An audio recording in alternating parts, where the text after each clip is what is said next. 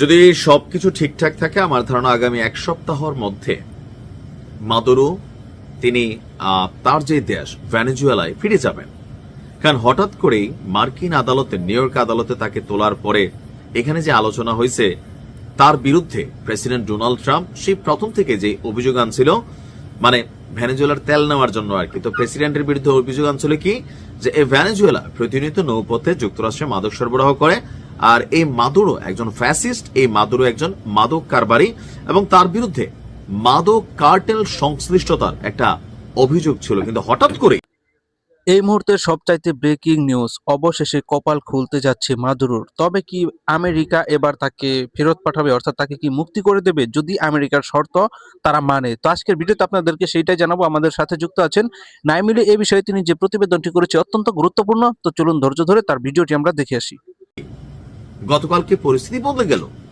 আসলে কেন বদলাচ্ছে, কি হচ্ছে, চলুন দেখে। আমার ধারণা ট্রাম্প একটা ভয় দেখানোর চেষ্টা করছে মাদুরোকে তুলে পুরো বিশ্বকে, বা ল্যাটিন আমেরিকার, দক্ষিণ আমেরিকার যে দেশগুলো আছে, আমেরিকা মহাদেশের এই দেশগুলোকে একটা বার্তা দিছে যে ফাইজলামি করবা, ঠিক এরকম মাদুরো বানাই দিব, সুতরাং সাবধান হয়ে যাও, আর মাদুরোকে সম্ভবত ছেড়ে দিবে। এখন কি হয়েছে দেখেন, মার্কিন বিচার বিভাগ এতদিন ধরে ভেনেজুয়েলার প্রেসিডেন্ট মাদুরোর বিরুদ্ধে যে অভিযোগ করে আসছিল, ভেনেজুয়েলায় মার্কিন অভিযান এবং মাদুরোকে আটকের পর অনেকটা নীরবে সেই অভিযোগ থেকে হঠাৎ করেই সরে এসেছে।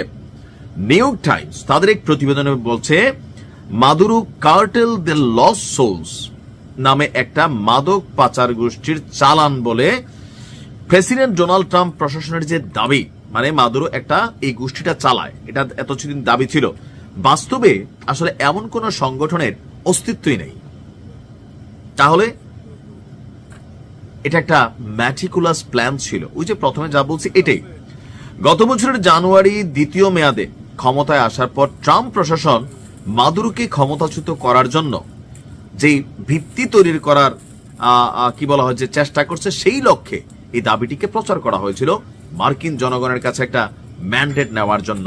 বাস্তবতা হচ্ছে এটা নিউ ইয়র্ক টাইমসের প্রতিবেদন বলছে। কার্টেল দে লস্ট সোলস সংস্থাটার নাম কি? Cartel de lost souls. এটা একটা সংস্থা, এটা মাদুরো চালিত অভিযোগ ছিল যে একটি বাস্তব সংগঠন ছিল, এমন ধারণাই বাতিল করে দিয়েছে মার্কিন প্রসিকিউটর। অর্থাৎ নিউ ইয়র্কের আদালতে মার্কিন প্রসিকিউটররাই তাদের দেশের প্রধান যে অভিযোগ আনছে বা যাকে ধরে নিয়ে আসার পর বলছে আসলে এটা কোনো নাই, কিছু নাই। নিউ ইয়র্ক টাইমসের প্রতিবেদন অনুসারে এই যে কার্টেল দে লস্ট সোলস প্রত্যয়টি আসলে দুর্নীতির সংস্কৃতি এবং মাদকের অর্থে পরিচালিত একটি পৃষ্ঠপোষকতা ব্যবস্থার ইঙ্গিত দেয়। অর্থাৎ যেমন ধরেন বাতাস আছে কিন্তু আপনি এটা চোখে দেখতেছেন না, বৈজ্ঞানিকভাবে প্রমাণ করা যায়। তারা বুঝাইছে যে এই সংস্থাটা ওইভাবে না থাকলেও এইভাবে এটা কিন্তু আছে, যে শব্দগুলো আমি ব্যবহার করলাম। তবে মাদুরোর বিরুদ্ধে মাদক পাচারের পরিকল্পনায় অংশ নেওয়ার অভিযোগ আছে। অভিযোগ, এখন এখানে কোনো কিছু প্রমাণিত না। 2020 সালে গ্র্যান্ড জুরির অভিযোগের নথিতে কার্টেল দে লস্ট সোলসকে মাদুরোর নেতৃত্বে পরিচালিত একটি সংগঠিত অপরাধী গোষ্ঠী হিসেবে চিত্রিত করা হয়। বলা হয় গোষ্ঠীটি বৃহৎ আকারে মার্কিন যুক্তরাষ্ট্র সহ ইউরোপের বিভিন্ন দেশে কোকেন পাচার চালান করত। এমনকি এই দাবিটি কারাকাসের বিরুদ্ধে, অর্থাৎ ভেনেজুয়েলার বিরুদ্ধে আমেরিকার সর্বোচ্চ চাপ দেওয়ার জন্য একটা মূল স্তম্ভ হয়ে ওঠে এবং একের পর এক নিষেধাজ্ঞা, দেশটির ভূখণ্ডে সামরিক অভিযান চালানোর ন্যায্যতা তৈরির জন্য বারবার উদ্ধৃত করা হয়।